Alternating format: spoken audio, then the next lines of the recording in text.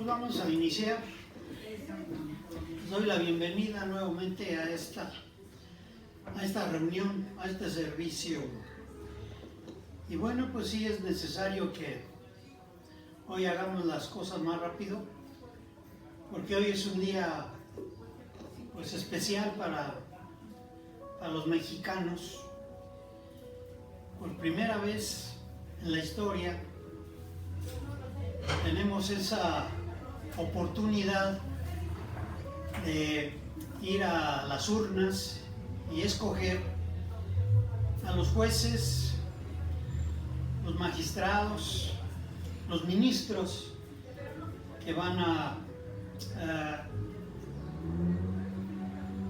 administrar y sobre todo que van a aplicar la ley. Entonces miren, aquí el asunto es siguiente. Pongo la Biblia que está ahí en el cuadro, porque en cuanto a lo que es el asunto de la religión, la Biblia es la Constitución de Dios. Y entonces en esa Constitución de Dios, ahí vamos a encontrar nosotros cuáles son todas las leyes, los procedimientos, toda la norma o la normatividad que debe de existir en cuanto a los asuntos del cristianismo. Para el cristianismo la Biblia es la Constitución. En lo civil, en México nosotros tenemos una Constitución que es la Constitución Política de los Estados Unidos Mexicanos. Y entonces esa Constitución política, al igual que la Constitución religiosa que es la Biblia, ha sido muy manoseada siempre. La Constitución política la cambian y la ajustan de acuerdo a los intereses de los gobernantes. Y también la Biblia la cambian de acuerdo a los intereses de las iglesias y de los ministros. Por eso no hay mucha diferencia entre la Constitución política de los Estados Unidos mexicanos y la Biblia, en cuanto a que ella es la que nos marca y nos muestra lo que es nuestros derechos, pero también nuestras obligaciones en cuanto a la ley. Entonces, en cuanto a este asunto de que se puede modificar y se debe modificar siempre y cuando persiga los intereses principales en cuanto a ser un pueblo. Si hablo de la Constitución política, que ahí estén establecidos las leyes y los lineamientos y la manera de administrar el gobierno para que el pueblo se beneficie, no para que se beneficien unos cuantos. Igual la Biblia es la Constitución, digamos, religiosa, y es la que en algún momento dado tiene que entenderse y aplicarse para beneficio también del pueblo, no para beneficio de unos cuantos. Entonces por eso hay una estrecha relación en lo que hoy vamos a hacer. Hoy tenemos que ir a elegir a jueces, magistrados y ministros que van a aplicar la ley civil o la Constitución, pero de una manera correcta. ¿Por qué? Porque se supone que los jueces, los magistrados y los ministros, hasta hoy, que están todavía en funciones, han actuado en contra del pueblo. Según las condiciones de México, es uno de los países con mayor atraso en muchas cosas, en trabajo, en sueldos, en bienestar, en libertad. Entonces quiere decir que aunque la Constitución ahí establezca cosas buenas, la aplicación de la ley estaba mal hecha.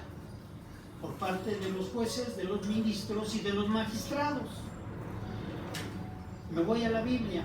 Si la Biblia también, ahí está establecido el orden de Dios, y han aparecido también personajes para aplicar la ley, o sea, la Biblia, quiere decir que la han aplicado mal, porque en el cristianismo también ha habido carencias, abusos en el cristianismo.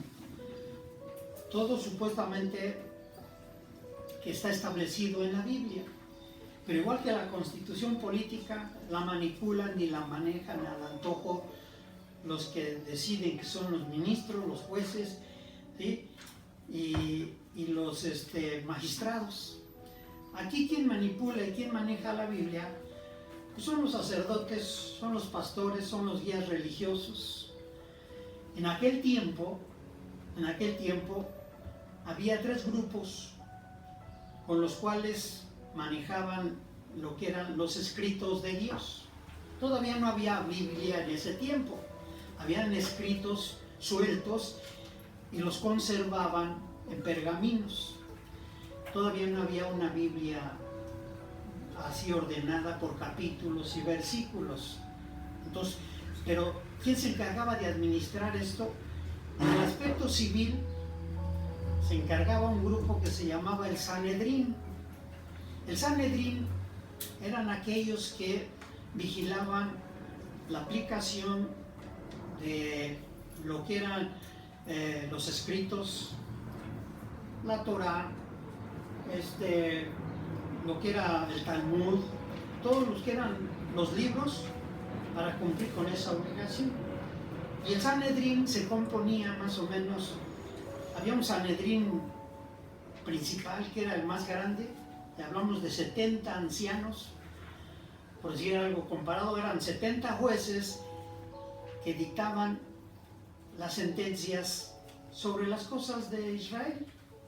Entonces era el Sanedrín amplio o ampliado, pero había otro, más o menos como de 30, que era el Sanedrín pequeño, que se encargaba de administrar también las cosas en lo civil, pero en lo religioso se encargaban los sacerdotes.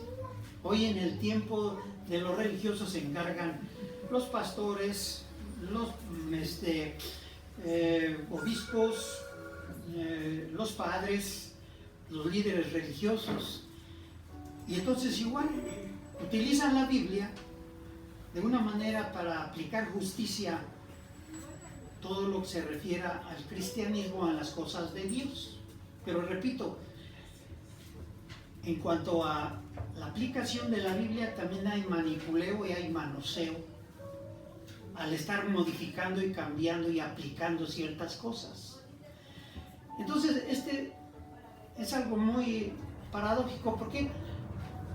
Porque hoy nos toca precisamente ir a nombrar otros nuevos jueces, nuevos ministros en la cuestión civil, pero también a veces dice que eso es intocable. O sea, en el área religiosa alguien dice, es que nosotros no podemos tocar a los sacerdotes, no podemos tocar a los ministros, no podemos tocar a los pastores. Claro que sí se puede, y también se deben de cambiar. Pero así como tienen miedo de cambiar ahora a todos los jueces en el área civil, así como tiene miedo mucha gente, y he escuchado que dicen, no hay que ir a votar porque no sabemos por quién, y qué tal si cometemos error.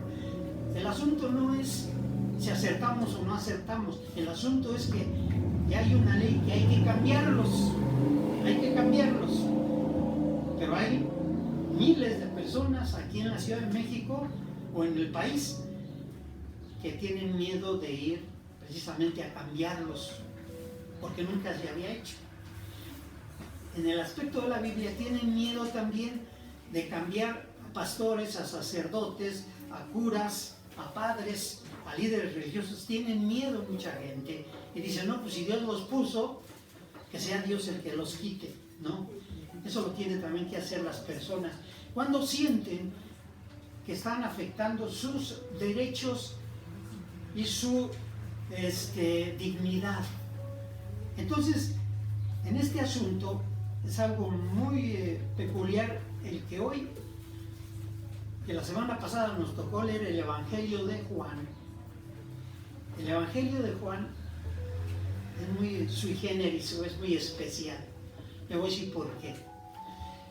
Porque el Evangelio de Juan, o sea, Juan escribió y recordó las palabras de Jesús como 35 años después de los últimos evangelios.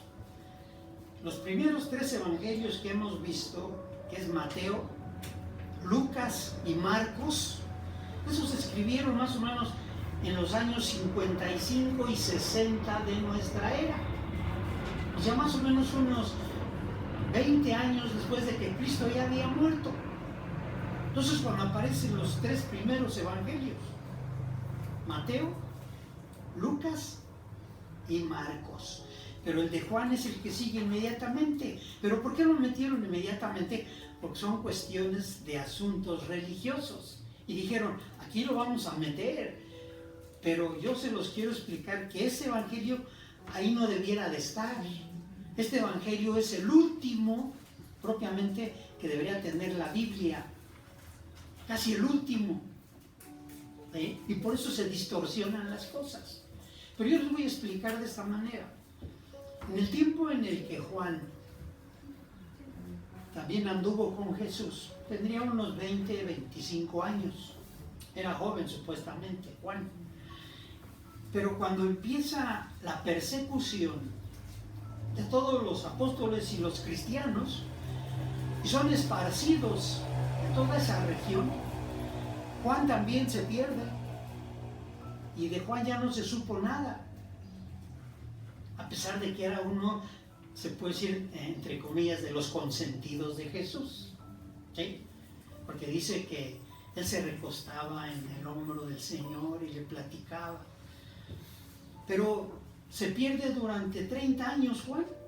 Y se pierde precisamente por el miedo y el temor de que ya muchos de los cristianos habían sido perseguidos y asesinados. En ese tiempo, más o menos del 55 al 60, fue cuando gobernó Roma Nerón. Nerón fue uno de los césares, ¿sí?, más crueles, y fue a los que persiguió con más saña al cristianismo. Dice que Nerón hasta los colgaba, los empalizaba y les prendía fuego para que sirvieran como antorchas, quemándose los cristianos. Nerón fue el que precisamente, se dice la historia, que quemó Roma para que despreciaran más a los cristianos. Todo ese periodo que gobernó Nerón fue cuando el cristianismo sufrió mucho y se fueron a muchos lugares a esconderse. Entre ellos se fue Juan. Durante 30 años Juan estuvo desaparecido hasta que lo atrapan, lo agarran y lo llevan a confinar a la isla de Patmos, más o menos en el año 90. Ya habían pasado 30 años y lo atrapan y lo llevan allá. Entonces Juan creció con un odio muy fuerte hacia lo que eran los abusos y sobre todo a la cuestión de desobediencia de Dios. Por eso cuando leemos Apocalipsis, hay mucho juicio de Juan, porque él estaba preso en Patmos. Ahí duró como 3, 4 años preso. Y entonces sus pesadillas de Juan eran tremendas. Era lo que Dios iba a hacer para todos aquellos gobiernos que abusaban, para todas aquellas iglesias que estaban violando la ley de Dios. ¿Sí? La ley de Dios y la ley de los judíos en algún momento.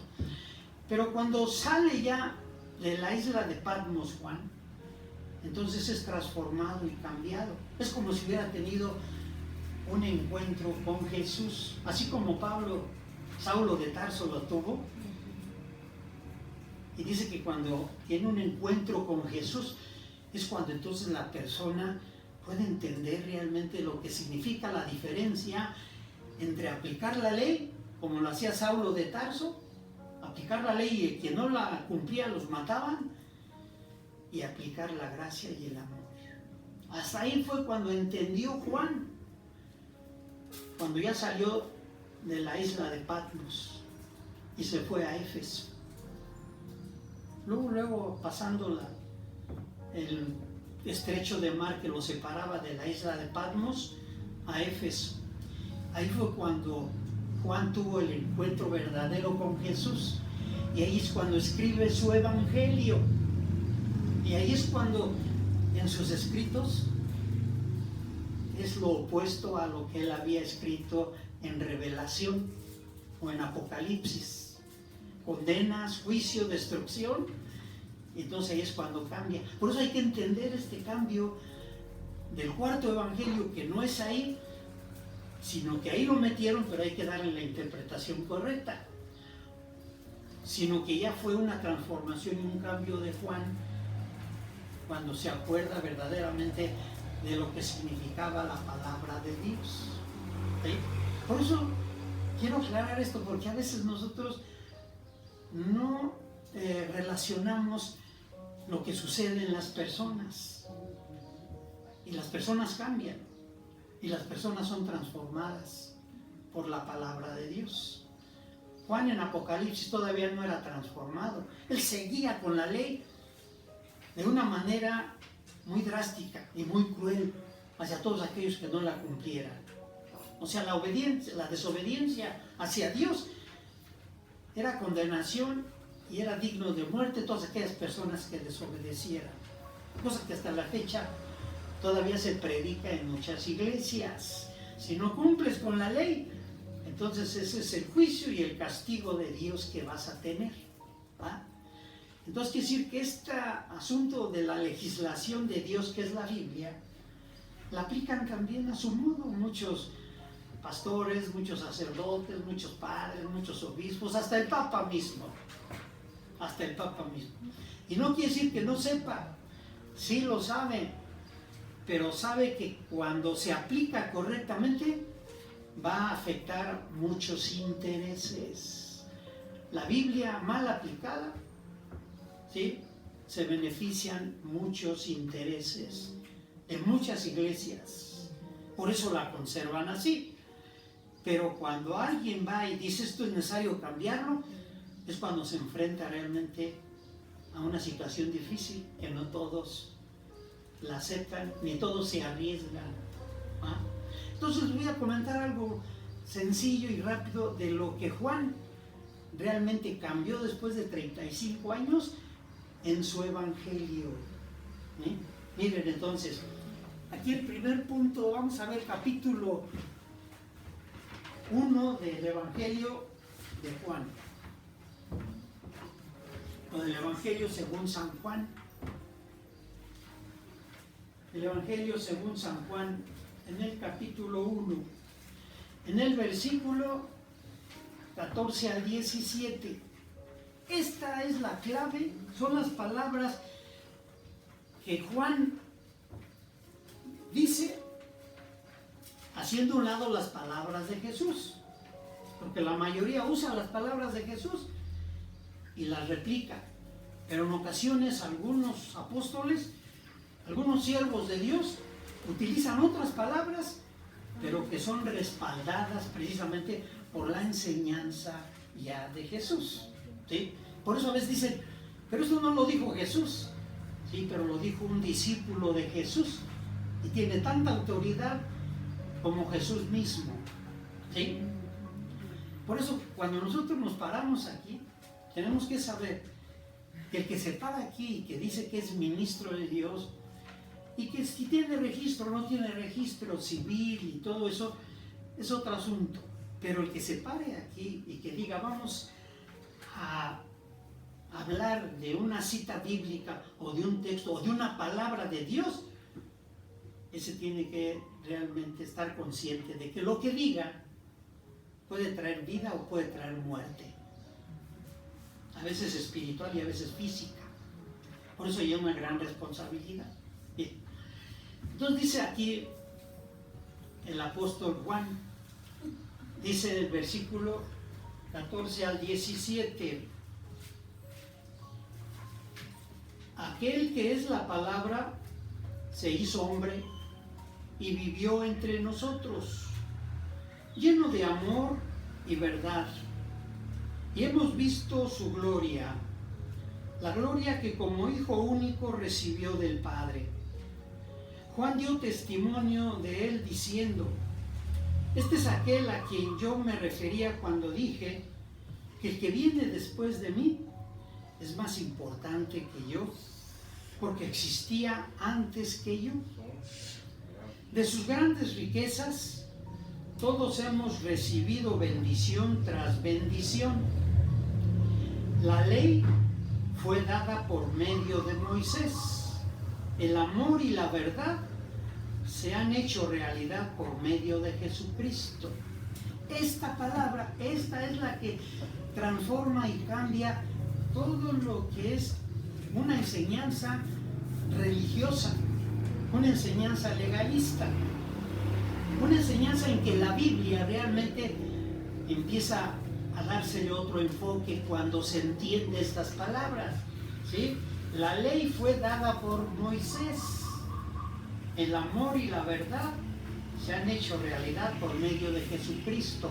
En otras versiones dice: la ley fue dada por Moisés y la gracia por Jesucristo.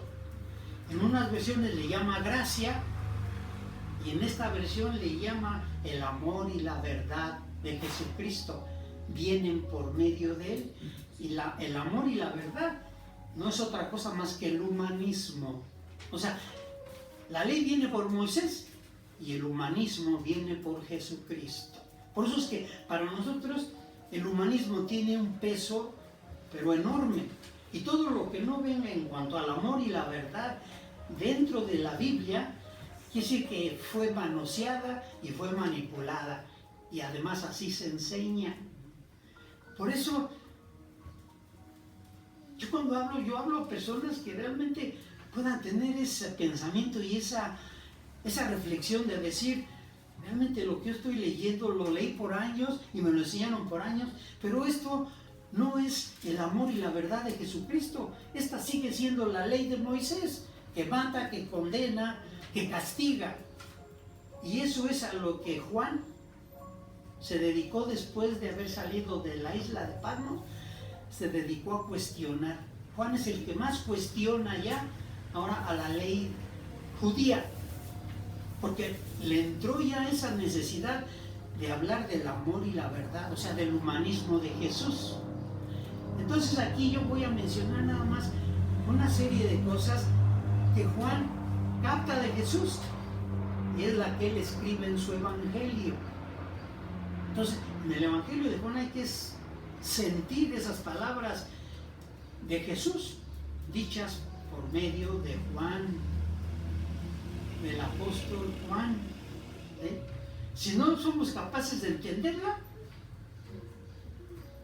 decimos, así a veces soy muy crudo yo, pues no lean la Biblia. ¿Para qué la van? Si no van a poder captar ese sentimiento de la escritura de cada uno de los apóstoles, o no vamos a poder captar las palabras de Jesús transmitidas por ellos. Entonces somos muy sensibles a veces en este asunto. Pero déjenme decirles entonces, vamos a ver, por ejemplo, el primero, capítulo 2, del 9 al 10, del Evangelio según San Juan. Evangelio, capítulo 2, versículo 9 y 10. 2, 9 y 10. Dice así: el encargado de la fiesta probó el agua convertida en vino sin saber de dónde había salido. Solo los sirvientes lo sabían, pues ellos habían sacado el agua. Así que el encargado llamó al novio y le dijo: todo el mundo sirve primero el mejor vino, y cuando los invitados ya han bebido bastante, entonces se sirve el vino corriente. Pero tú, le dijeron a Jesús, le dijeron al maestresala, al que estaba sirviendo el vino, pero tú has guardado el mejor vino hasta ahora. Bien, ¿qué es este asunto? Es que si lo trasladamos precisamente a las cosas que suceden, quiere decir, ahí tienen en la hoja, ¿verdad?, que en algún momento dado, ¿sí?, el humanismo es como el mejor vino. Se sirve cuando la ley se agota. Si le damos más importancia a la ley, o sea, al vino, como en el caso del ejemplo de las bodas de Canaán, que servían el vino más corriente al principio, y después servían el mejor vino, dice, pues es lo mismo. Hay quien prefiere la ley porque le sabe más sabrosa, tiene mejor gusto y les gusta más la ley. La ley de la condenación, la ley del castigo, la ley del juicio de Dios. Y eso es una evidencia clara, ¿sí? En cambio, el humanismo se sirve cuando ya la ley se agotó. Quien no quiere agotar la ley, realmente no va a saber lo que es el humanismo, no va a saber a qué sabe el humanismo, no lo va a probar. Prefiere seguir buscando el vino, ¿sí?, que es el corriente. Ese es el asunto que compara Juan, precisamente con el vino y con lo que decía Jesús. Ahora vamos a ver el capítulo 2, 16 al 18. 2, 16 al 18. Dice, a los vendedores de palomas les dijo, saquen esto de aquí, no hagan un mercado de la casa de mi padre. Entonces sus discípulos se acordaron de la escritura que dice, me consume el celo por tu casa. Los judíos le preguntaron, ¿qué pruebas nos das de tu autoridad para hacer esto? La autoridad de Jesús. El humanismo actúa con mayor autoridad que la ley. Cuando realmente una persona se ha enfocado al humanismo, a que ella misma practique el humanismo y lo transmite, esa persona tiene más autoridad que la misma ley y que las leyes. Las leyes son buenas y es necesario tenerlas para que la sociedad nos regulemos, para que la sociedad nos detengamos y exista un freno, para que no nos desboquemos. Un país sin leyes realmente es un país que vive, como se dice, en la ley de la selva. Entonces, las leyes sí existen, pero para el humanista es mucho más, tiene más autoridad que cualquier ley que hubiera, ¿sí? Y lo dice Gálatas, porque los frutos del Espíritu es amor, gozo, paz, paciencia, benignidad, bondad, fe, mansedumbre y templanza. Contra tales cosas no hay ley. Quien realmente practica ese humanismo, ninguna ley es superior a él, está por encima de esa ley. Y Jesucristo nos vino a enseñar precisamente a ser más fuertes y con más poder y más autoridad que las leyes que normalmente se manejan, ¿sí? Esto no quiere decir que la constitución política esté por abajo de lo que es de la Biblia, ¿no?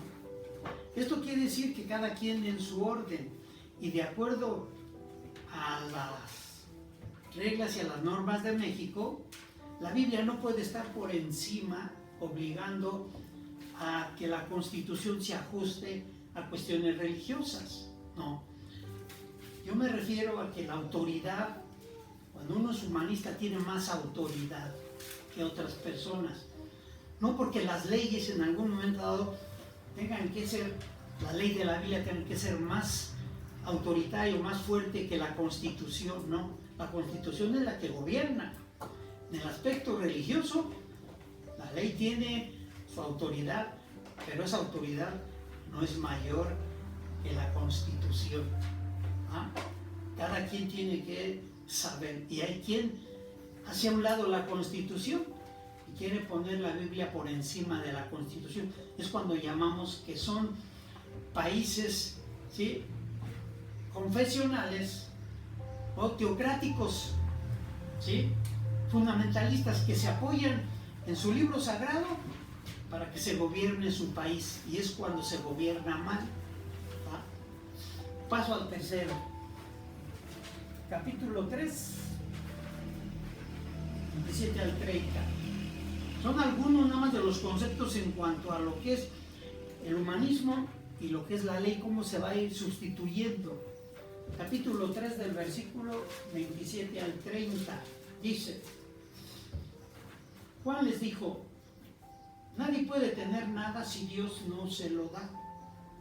Ustedes mismos me oyeron decir claramente que yo no soy el Mesías, sino uno que ha sido enviado delante de él. En una boda, el que tiene el novio es el novio. El que tiene a la novia es el novio. Y el amigo del novio que está allí y lo escucha, se llena de alegría al oírlo. Así también mi alegría es ahora completa. Él ha de ir aumentando en importancia y yo disminuyendo. ¿Quién dijo estas palabras? Lo dijo Juan el Bautista, no Juan el apóstol. Juan el Bautista, cuando ve a Jesús, dice estas palabras. Jesús tiene que ir aumentando y yo disminuyendo. Y esto es cuando realmente se manejan bien las cosas. El humanismo debe de ir aumentando cada vez más y la ley tiene que ir disminuyendo. Pero igual, los seguidores de Juan el Bautista seguían con él. Muchos seguidores de Juan el Bautista siguieron con él y ya no siguieron con Jesús. Y eso ocasionó conflictos. En una ocasión disputaban de por qué los discípulos de Juan el Bautista, ¿sí?, ayunaban, hacían ciertas cosas que la ley decía, y por qué los discípulos de Jesús no lo hacían. Entonces ya había conflictos. Los que seguían a Juan el Bautista, que no quisieron seguir a Jesús, y los que seguían a Jesús, que no quisieron seguir con la ley. Y ese es un conflicto hasta hoy. Hoy existen estos conflictos a nivel social. Hay quien quiere seguir con la ley antigua, que no haya selección de ministros, ni jueces, ni magistrados, porque dicen que eso es una farsa y eso no es correcto, que se va a perder la democracia. Y otros que dicen, ya es tiempo, ya era tiempo de que volviéramos o que escogiéramos nosotros a los que van a hacer la justicia y quitar a los que no lo han hecho. Ese es el gran cambio y el gran evento que tenemos los mexicanos en este día, que se va a repetir hasta dentro de 9 años. Podemos escoger bien o podemos escoger mal, pero al fin y al cabo es seleccionarlo, es que nosotros participamos. Y aparte de eso, ya hay un efecto en los que queden, que van a tener la vista, ¿sí?, de todos los ciudadanos según cómo trabajen y cómo actúen. O sea, la vista del pueblo va a estar sobre ellos, para entonces también juzgarlos. Porque ahora nosotros nos convertimos en jueces de los juzgadores, en jueces de los ministros, en jueces de los magistrados. Ya nos convertimos en eso. Y ese es un gran logro. El otro dice, capítulo 4, versículo 10. 4:10. Dice, Jesús le contestó: si supieras lo que Dios da y quién es el que te está pidiendo agua, tú le pedirías a Él y Él te daría agua viva. Estas fueron las palabras con la samaritana que encontró en el pozo cuando Jesús le pidió agua. Y entonces la samaritana le dice: ¿por qué me pides agua? Si los judíos y samaritanos ni siquiera se pueden ver, hay problemas, ¿sí? ¿Para qué me pides a mi agua? Si supieras, ¿sí?, el agua que yo te puedo dar. Cualquier otra agua vas a tener sed, pero con esta nunca vas a volver a tener sed, le decía a la samaritana. El asunto aquí es importante. El humanismo es vida eterna. en tanto que la ley es muerte. Aún así, entonces, muchos siguen queriendo, tanto en lo civil como en lo religioso, muchos quieren seguir conservando a esos mismos jueces, a esa misma constitución y esa misma ley, aunque siga provocando muertes y destrucción en México. Pero cuando se empieza a hacer este movimiento del humanismo, ahí es donde se empieza a ver la vida ya totalmente transformada y cambiada. Y el humanismo finalmente es el que proyecta hacia una vida más larga y una vida eterna. El humanismo. Se acabarán las profecías, dice el apóstol Pablo. Se acabará la ciencia. Se acabará el amor. Se acabará la fe. Pero el amor permanecerá. El amor, o sea, el humanismo permanecerá. Y eso es lo que dice Pablo. Hoy permanece la fe, la esperanza y el amor, pero el mayor de todos es el amor, es el humanismo. Por eso, este es el que va a proyectar una transformación y un cambio. La ley no, la ciencia no, las profecías tampoco, las lecturas y la enseñanza de la Biblia se va a acabar. Pero lo que realmente permanece, el amor, el humanismo. Esto es lo que está diciendo Juan, después de 35 años de que se había perdido y se había él escondido mucho tiempo. El 4:38. Casi estas palabras que saco del Evangelio de Juan no las mencionaron ni Mateo, ni Lucas, ni Marcos. Juan las saca y es las que hay que utilizar. Dice 38. Yo los envío a ustedes a cosechar algo que no les había costado ningún trabajo. Otros fueron los que trabajaron. Ustedes son los que se han beneficiado del trabajo de ellos. Precisamente estando en ese lugar, Jesús les dice, vayan y cosechen, pero esta cosecha que ustedes van a tener, a ustedes no les costó. Alguien otro sembró. A ustedes ya no van a ir a cosechar, les decía a sus discípulos Jesús. Bueno, la ley es buena si se usa adecuadamente, dice el apóstol Pablo. La ley es buena si se usa adecuadamente. La ley puso los fundamentos para acercar precisamente a la gracia y al amor. La ley tiene un uso correcto, ¿sí? Pero siempre y cuando se use de una manera adecuada. Dice la Biblia que la ley es como el ayo. Ese ayo que nos enseñó de pequeños, ese siervo que en un principio tiene que guiar al niño mientras va creciendo, se le pone al cuidado desde aquel tiempo a un año. Hoy se le pone una niñera o se le pone una persona que lo esté guiando y cuidando, lo lleva a la escuela, le dice ese es el ayo. La ley es el ayo que en cierto momento, como dice, nos cuidó en nuestros primeros pasos. Pero dice, una vez que ya crecieron, entonces el ayo ya queda hecho a un lado. Y ahora entonces ya viene la enseñanza por parte directamente del rey. El ayo tenía una función, la ley tiene una función, si se usa correctamente, pero solamente es para aquellos que dan los primeros pasos, si se quieren acercar a las cosas de Dios. Pero una vez de eso, hay que quitarla. A veces les digo,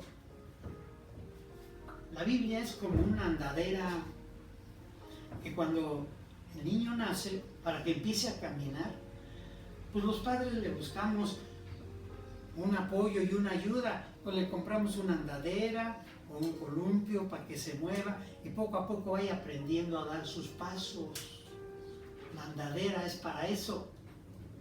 Pero hoy en estos tiempos, yo conozco personas que tienen 30, 40, 50 años y todavía andan en andadera.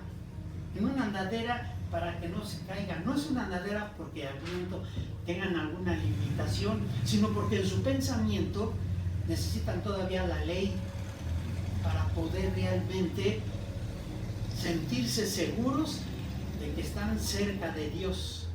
Si no es la ley, no sienten que tienen esa seguridad.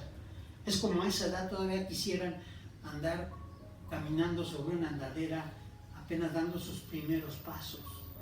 Millones de personas cristianas todavía necesitan esa andadera, necesitan esa ley para poder realmente pensar que así se van a acercar a Dios. Pero solamente fue un ayo que nos conduce a Cristo, y una vez que ya estamos con Cristo, ya no necesitamos más ley. ¿Verdad? Por eso aquí nos dice precisamente, el humanismo selecciona y cosecha lo que la ley ya sembró. Nosotros tenemos que seleccionar y cosechar lo que está dentro de la Biblia, dentro de la ley. Pero tenemos que ser capaces de poder seleccionarlo, porque de lo contrario vamos a ir a alimentarnos todavía de la ley, de estas cosas. Pero ya necesitamos nosotros una nueva cosecha que nosotros mismos vamos a hacer. Por eso Jesús les dijo, ustedes van a cosechar lo que no les tocó sembrar, pero tienen que ser cuidadosos, ¿sí? Para saber qué es lo que comemos nosotros y qué es lo que le vamos a dar de comer a las personas que nos escuchen. ¿Ah? Hace unos 35 años yo les daba de comer lo mismo que yo comía, pura ley, pura ley. Y yo les predicaba exactamente lo mismo que había, pero con el tiempo fui aprendiendo que ese alimento no era correcto, porque los mantenía desnutridos, débiles, ¿sí? Pequeños, no crecían, no crecían. Un día dijo una hermana, que era la que nos enseñó,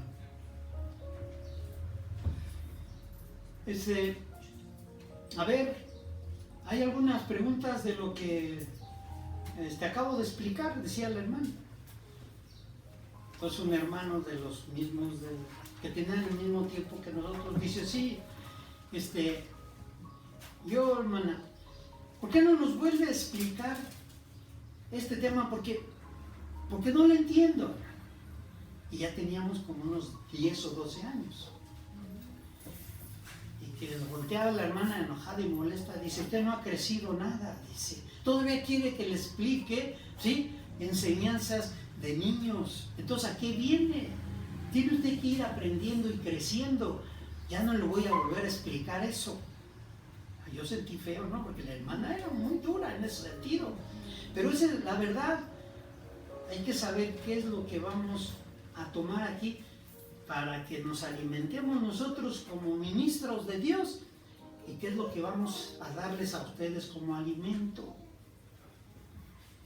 Porque decía ella, hay algunos lugares donde el alimento son puras tortillas duras, pero no se dan cuenta. Y bueno, de que se mueran de hambre, pues aunque sigan comiendo tortillas duras. Así decía ella. Entonces, pues yo trato de no darles a ustedes tortillas duras, sino que sea un alimento que los haga desarrollarse y crecer, que el humanismo sea algo diferente. Y lo mismo en la sociedad. O sea, este tipo de cambios nos implica un reto, pero les aseguro que vamos a tener que aprender a madurar en este aspecto.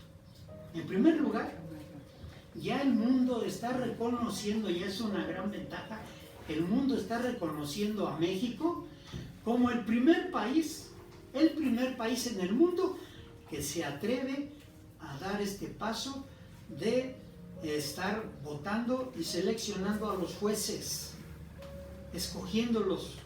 Es el primer país, y eso ya es una ventaja. Nos coloca en cuanto a la madurez por encima de muchos países de primer mundo. Por eso te tiene que ser cada vez mejor. Puede que hoy no sea realmente un éxito total y de que todo el mundo vaya. Va a haber muchos que no van a ir. Por eso les dije a la hermana, Hoy no vamos a ir rápido, antes de la 1. Por eso ya me voy a cerrar, porque hay que ir a votar, hay que ir a cumplir con eso. Que nos vean realmente en el mundo, que ya estamos madurando y creciendo, y que ya no somos todavía pequeños en ese sentido de la democracia. Termino, sigo el otro.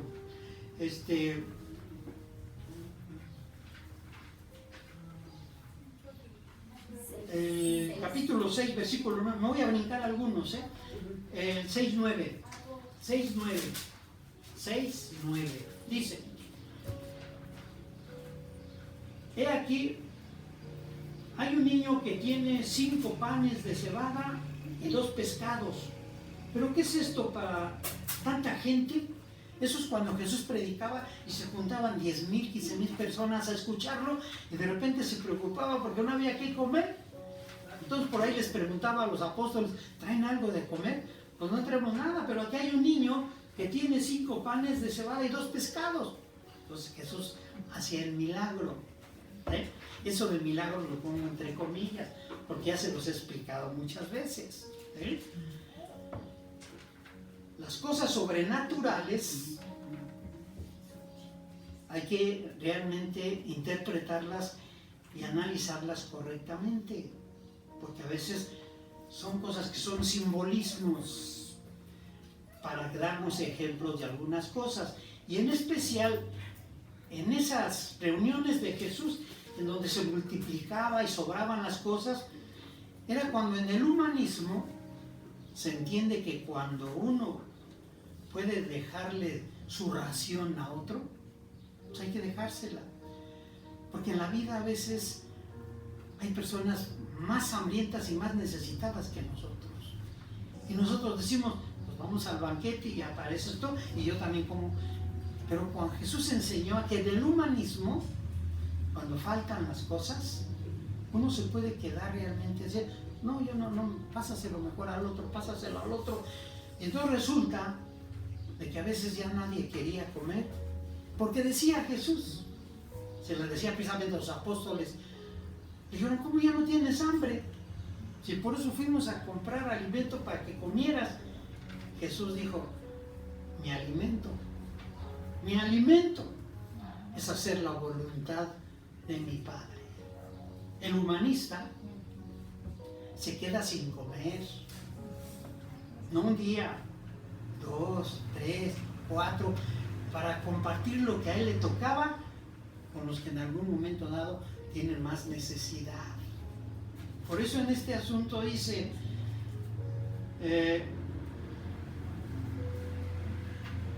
dijimos 6:9, en el humanismo se alimentan todos y sobran. En la ley siempre falta, siempre hay ambición, siempre hay avaricia, siempre se quiere tener más y más. Y todo hasta dicen: ¿no te queda algo para llevar?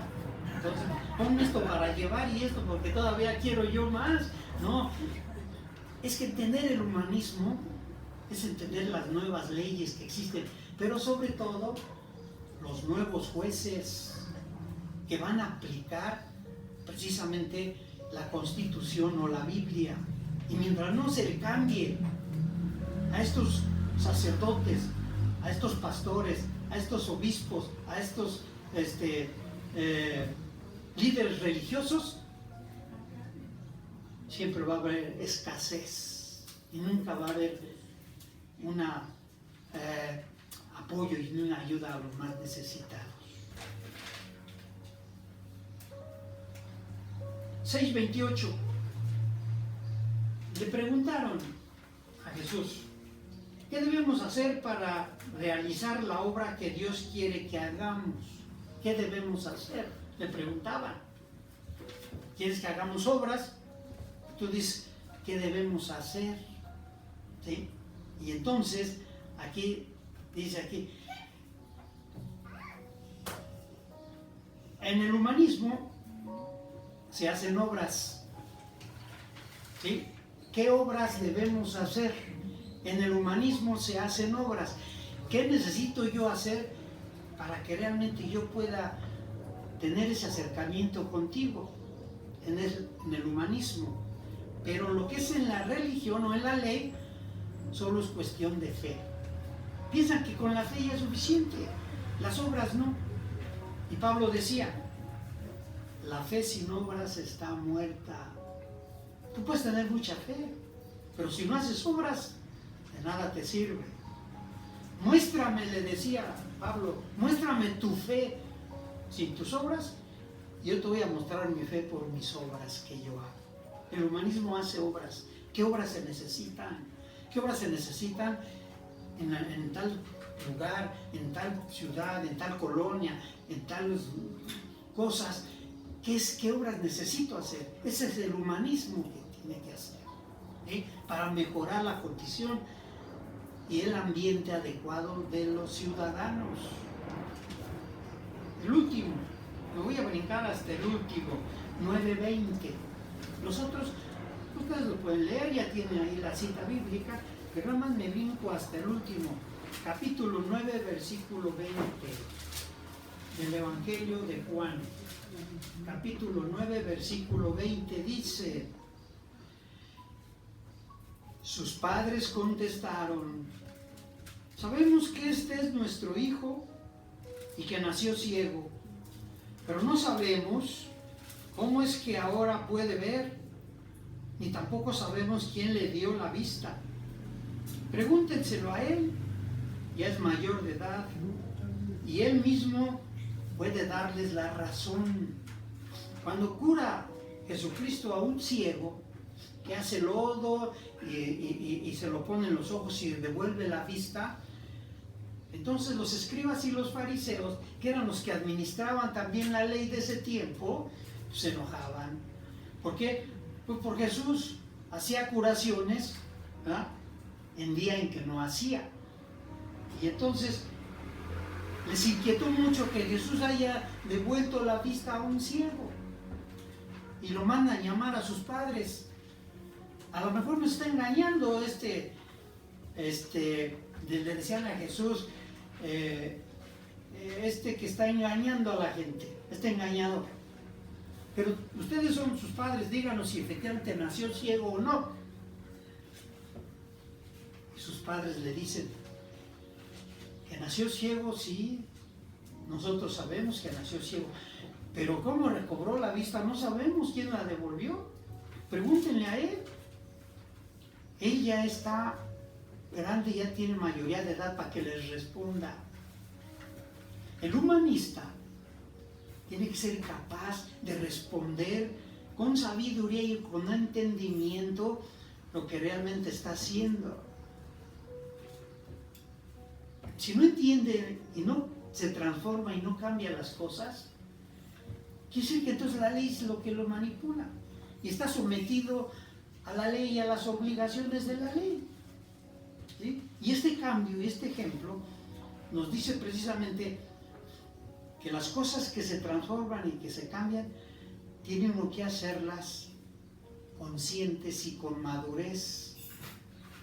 Quien realmente no cambia, nunca va a crecer, no va a ser transformado ni cambiado. Entonces en este asunto dice, el humanismo forma personas adultas, el humanismo, ¿sí?, para que realmente puedan entenderse la diferencia entre ser personas que seguían una ley y una ley que estaba manoseada y manipulada en lo civil, jueces que realmente no permitían la libertad ni la dignidad de las personas, esos jueces que también criticaban y critican mucho, igual en la cuestión religiosa. Cuando uno realmente crece, se da uno cuenta qué cosas son las que ahora uno tiene que dejar. Y en la ley siguen siendo párvulos. La ley sigue haciendo párvulos. ¿Y qué son los párvulos? Precisamente son niños pequeños.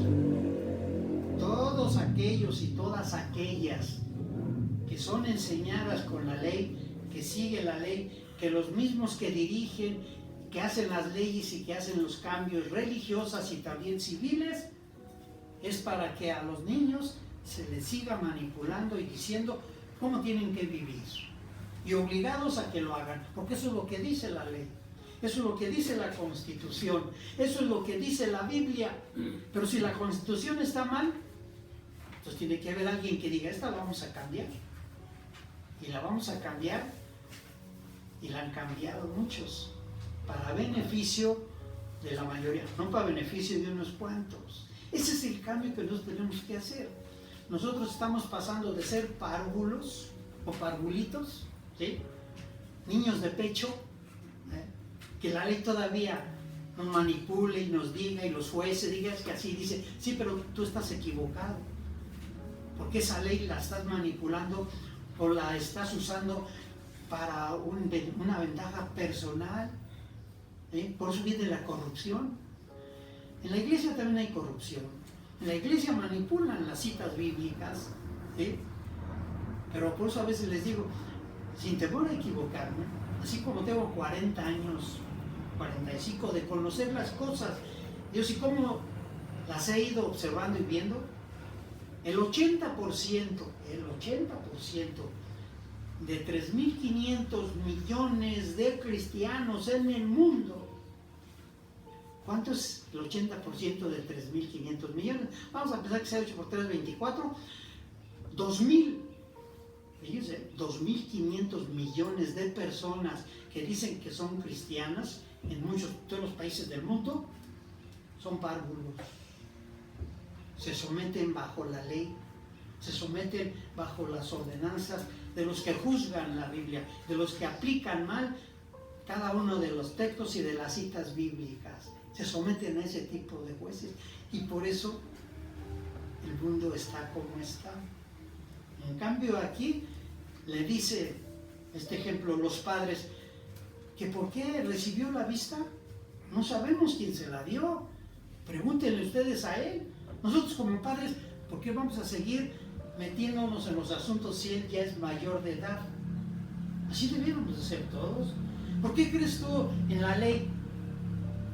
Pues es que no tengo otra manera. Además el padre, el sacerdote, pues son enviados por Dios, y él va a decirme qué haga yo. Sí, correcto, eso es lo que la mayoría piensa. Siguen siendo párvulos que necesitan todavía del ayo, que necesitan todavía de la andadera para dar sus primeros pasos. Pero ahí se quedan siempre. En cambio el que creció, porque ahora piensa de diferente forma, porque ahora ves la necesidad de las personas, porque has cambiado tu forma de ser, porque ahora ayudas a las personas, porque ahora veo que tu familia está mejor. Pues es que he crecido, y el humanismo, para mí, la enseñanza de la Biblia, ahora la estoy interpretando y viendo de otra manera diferente en cuanto a los beneficios que implica ya no seguir escuchando predicaciones, mensajes, conferencias, leyes que me han quitado mi libertad, mi dignidad y mi vida. Ese es el cambio que, en cierto momento, también en la cuestión religiosa, en las iglesias, algunos han intentado apenas cambiar. Nosotros ya tenemos unos 15 años cambiando este asunto. Por eso vamos lentos, pero seguros de lo que estamos haciendo. Y hoy llegamos a este nivel en el cual el apóstol Juan dice, porque la ley vino por Moisés, pero el humanismo, o sea, el amor y la justicia, vinieron por Jesucristo. Entonces, hermanas y hermanos, aquí nos quedamos, nos vemos para que puedan ir a ejercer su derecho. No les voy a decir por quién voten, ustedes tendrán que saber, ya son adultos, y ustedes tendrán que decidir. Si se equivocan, no hay problema. Pero lo importante es ese evento que nunca se ha experimentado hasta hoy. ¿Bien? Dios les bendiga, hermanos. Nos vemos la próxima semana.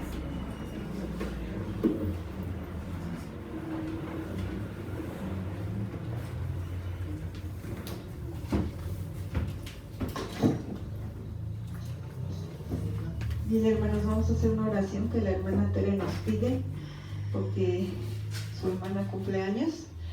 Venga, hermana, para que usted haga la oración por su hermana. Padre Celestial, yo te doy gracias por la vida de mi hermana Ana. Hoy cumple 79 años. Es una mujer que ha sido muy resiliente, muy luchadora, guerrera. Ella cree mucho en ti, Padre, tú la conoces. Conoces que esa fe que ella tiene y su Dios interno es fuerte. Ella ha sido la que nos sacó adelante con mamá, nos apoyó a salir, ha sido la mentora y ha sufrido mucho, Padre. Tú conoces su vida, yo no lo voy a decir hoy. Yo solamente te pido que la sigas viendo con ojos de amor. Dice uno, ¿no? Decía alguien que Jesús daba besos cuando se está enfermo, y yo digo, yo no quiero eso, pero no, yo digo en las cosas positivas, porque a pesar de que mi hermana ha pasado muchas pruebas, hoy sé que te tiene a ti, que tiene mucha fe. Vela con esos ojos de amor, Padre, no la desampares.